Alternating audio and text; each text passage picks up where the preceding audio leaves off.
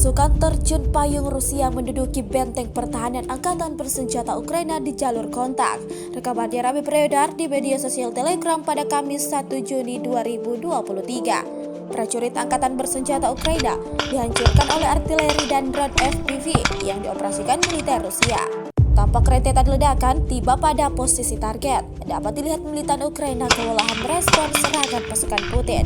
Diketahui sebagian dari mereka berusaha kabur dan sebagiannya lagi tewas mengenaskan.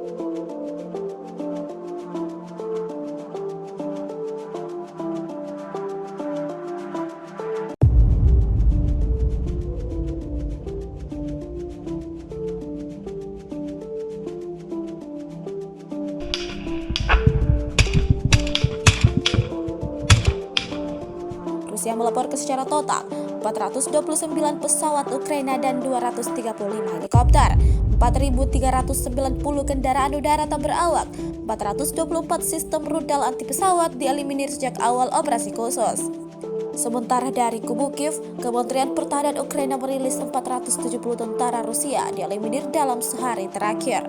Total, 207.910 prajurit Federasi Rusia meninggal sejak awal konflik hingga hari ke-462.